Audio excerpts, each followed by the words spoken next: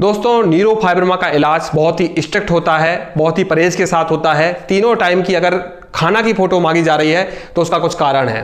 कोई डॉक्टर अगर आपका इलाज देख रेख में कर रहा है, अपनी पूरी जांच पड़ताल के साथ कर रहा है, तो आप समझिए कि कोई डॉक्टर बेकार में आपके ऊपर मेहनत नहीं करेगा।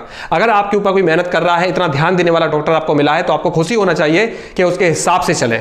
तो आपको न्यूरोफाइब्रोमा को सबसे पहले तो लेट नहीं करना है इलाज के लिए, और इसमें कोई भी गलतियां नहीं करना है। जो भी लोग पर डे फोटो नहीं भेजते हैं, हफ्ते में फोटो भेजते हैं अपनी डाइट की, तो कोई मतलब नहीं है, आप मत भेजिए। आपको फोटो पर डे का भेजना पड़ेगा, तभी आपका इलाज प्रॉपर होगा।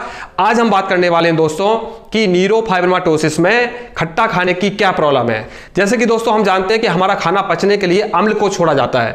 अम्ल जो होता है वो एक एसिड के रूप में होता है, एंजाइम्स के रूप में होता है, और वो खट्टा होता है। जब हमारे पेट में होता है दोस्तों, तो उससे भी बहुत नुकसान होता है। आपने देखा होगा जब हमको डकार आती है, या हमारा डकार के रूप में हमारा एसिड थोड़ा गले के ऊपर चढ़ जाता है, तो हमको बड़ी जलन होती है और हमको बहुत चुभन होती है। लेकिन हमारे स्टोमक में एक दीवार बनी रहती है जिसको म्यूकस मेम्ब्रेन बोलते हैं दोस्तों।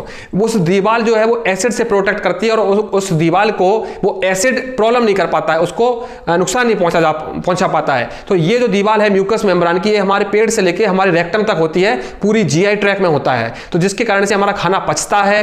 खाना पचाने के लिए जो भी एंजाइम्स अम्ल छोड़े जाते हैं, तो वो हमारे आंतों को, हमारे पेट को नुकसान नहीं पहुंच पाता है, क्योंकि वहां पर एक दीवार बनी हुई है जो म्यूकस मेम्ब्रेन बोलते हैं, जिसको अंदरूनी दीवार बोलते हैं, जो इतनी स्ट्रांग होती है, जो एसिड से प्रॉब्लम नहीं होती है। लेकिन दोस्तों कभी कभी वो एसिड इतना ज्यादा बढ़ जाता है कि वो दीवार भी उसको सहन नहीं कर पाती है, और हमको अल्सर हो जाता है। वहीं दोस्तों न्यूरोफाइब्रोमा में जब वात और पित्त बिगड़ा होता है, यानी कि जब आपकी बॉडी की वायु बिगड़ी होती है, जब आपकी बॉडी की गर्मी बिगड़ी हुई होती है, तो न्यूरोफाइब्रोमा जैसी प्रॉब्लम होती है। आप जानते हैं कैसे? जब हमारी बॉडी खाना पचाती है तो बहुत ज्यादा एसिड छोड़ती है, बहुत ज्यादा एसिड बनाती है, और न्यूरोफाइब्रोमा वालों का पित्त और वात बिगड़ा होता है, यानी कि पहले से एसिड इनकी बॉडी में ज्यादा है। जब हमारी बॉडी में एसिड निकलने की मात्रा या भाग कहा जाए, तो मूत्र इंद्रियों के द्वारा और गुदा इंद्रिय के द्वारा कोई भी मटेरियल है हमारी स्किन से बाहर निकलता है। और तीसरा मटेरियल हमारी बॉडी का जो पार्ट है वो है स्किन। स्किन से भी हमारी बॉडी का मटेरियल निकलता है, जो कि पसीने के रूप में होता है। जब हमारे बॉडी में एसिड की मात्रा, अम्ल की मात्रा बढ़ जाती है, तो वही एसिड हमारी पसीने वाली इंद्रियों में से निकलने लगता है, और वहां पर विशेष प्रकार का दाना कर देता है, या विशेष प्रकार का कोई फोड़ा कर देता है, या विशेष प्रकार की कोई बीमारी कर देता है। आपने देखा होगा जब किसी को घाव हो जाता है तो डॉक्टर खट्टा खाने के लिए मना कर देते हैं। किसी को पिंपल ज्यादा होते हैं तो घर वाले बोलते हैं ज्यादा खट्टा मत खाओ। स्किन में कोई प्रॉब्लम होती है तो घर वाले बोलते हैं कि खट्टा मत खाओ। क्यों?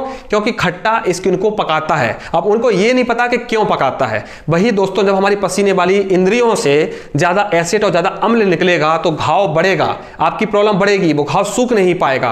तो वही दोस्तों जब हम न्यूरोफाइब्रोमाटोसिस का इलाज करते हैं तो हमको अपनी बॉडी का एसिड कम करना होता है, ना एसिड बढ़ाना होता है, क्योंकि एसिड आपकी बॉडी में पहले से बढ़ा हुआ है। ये लीवर का डिसऑर्डर है दोस्तों कि आपकी बॉडी में एसिड ज्यादा बन रहा है, इसलिए हम लीवर पे काम करते हैं। आपकी बॉडी में हम एसिड को खत्म करते हैं, आपकी बॉडी में हम लीवर को परफेक्ट करते हैं, जो कि आपकी बॉडी का एसिड खत्म करे।